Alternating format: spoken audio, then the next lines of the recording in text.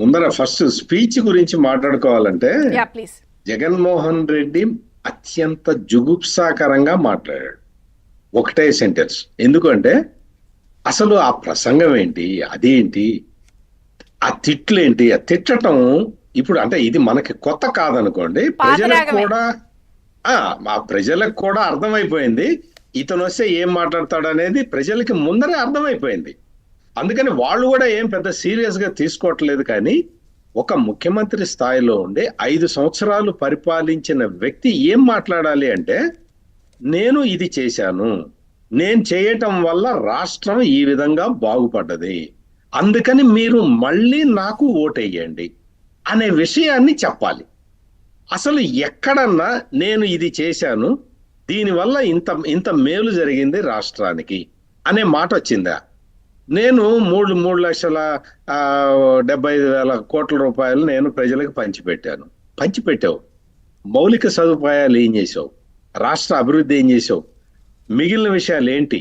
Polavaram project, ఈ రకరకాల aspects ఉన్నాయి కదా, ఈ విషయాలన్నీ చెప్పి ప్రజల్ని ఆకట్టుకోవాలి.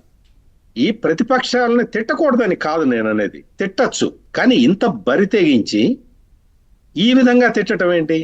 ఈ అసలు ముఖ్యమంత్రి ప్రసంగం వింటే నిజంగా మామూలుగా వైసీపీ అభిమాని కూడా నిన్నటి స్పీచ్ తోటి అసలు ఈయనకి మళ్ళీ మనం ఓటేయకూడదు అనే నిర్ణయానికి వస్తాడండి.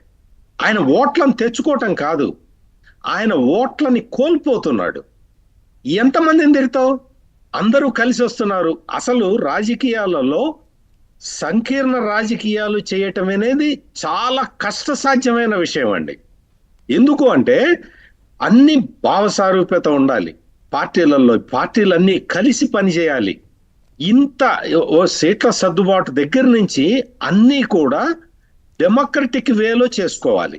ఇది చాలా కష్టసాధ్యమైన ప్రక్రియ. నేను సింగిల్ గా వస్తానంటే నువ్వు సింగిల్ గా రావడానికి నీకు ఇంకా వేరే ఆప్షన్ లేదు కదా, నీతోటి కలిసే వాళ్ళు ఎవరు లేరు కదా. ఇప్పుడు చంద్రబాబు నాయుడు తోటి కలవటానికి బీజేపీ గాని జనసేన గాని సిద్ధపడ్డాయి. నీతో కలవటానికి ఎవరున్నారు? ఎవరు వస్తారు? నిన్ను అందరూ చీకొడుతున్నారు కదా. ఇది బేసిక్ లైన్. ఇది నువ్వు సింగిల్ గా రావటం కాదు, నిన్ను నువ్వే సింగిల్ చేసుకున్నావు. నీతో పాటు షర్మిల చెప్పింది, పిసిసి అధ్యక్షురాలు షర్మిల, నువ్వు సింగిల్ అయింది ఎందుకో చెప్పింది కదా, నువ్వు సింగిల్ కావటానికి కారణం ఏంటో కూడా చెప్పింది. ఇప్పుడు మీరు ఇంకొక ముఖ్యమైన విషయం ఏంటంటే, ఈ సిద్ధం సభలు మొదలు పెట్టింది ఎందుకంటే బీజేపీని కన్ఫ్యూజ్ చేయడానికి సిద్ధం సభలు మొదలు పెట్టాడు. ఎలా? బీజేపీ ఎట్లా అంటే తనకు బాగా జనం వస్తున్నారు అని చూపించి బీజేపీ తెలుగుదేశం వైపు వెళ్లకుండా చెయ్యాలి అన్న ఉద్దేశంతో ఈ సిద్ధం సభలు మొదలు పెట్టాడు.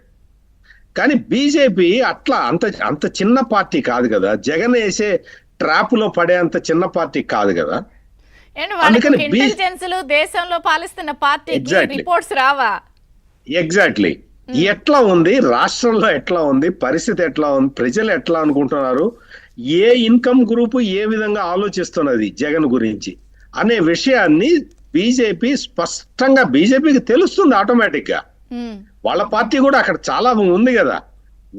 వాళ్ళు ఏంటి అంటే మొత్తం దేశం మొత్తంలో 400 సీట్లు టార్గెట్ పెట్టుకొని ఈ 400 సీట్లు కూడా దేశంలో ఉన్న అన్ని రాష్ట్రాల్లో మన ప్రాతినిధ్యం ఉండాలి అని ఇంకో టార్గెట్ పెట్టుకున్న పార్టీ అది.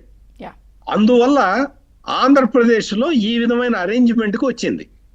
ఈ మొత్తం అంటే జగన్మోహన్ రెడ్డి ఆయన ఏంటి అంటే మొత్తం తను చెప్పేది అందరూ వింటారు. ఎందుకంటే తనకి ధన బలం ఎక్కువ ఉంది, అధికార బలం ఉంది, కాబట్టి అందరూ వింటారు, అందరూ వినాలి అనుకుంటున్నాడు. కానీ డెమోక్రసీలో అది సాధ్యం కాదు. నీకు ఇచ్చిన 5 సంవత్సరాల మ్యాండేట్ అయిపోయింది. ఇప్పుడు నువ్వు ఏం చెప్పినా కానీ నువ్వు అడుక్కోవాల్సిందే, ఓట్లు అడుక్కోవాలి, ప్రజలని కన్విన్స్ చేసుకోవాలి. అంతేకాని చెప్పాను ఇది చేశానని ఒప్పించాలి. నేను మీ దగ్గరికి మళ్ళీ వస్తాను, ఒకసారి బీజేపీతో కూడా మాట్లాడదాం.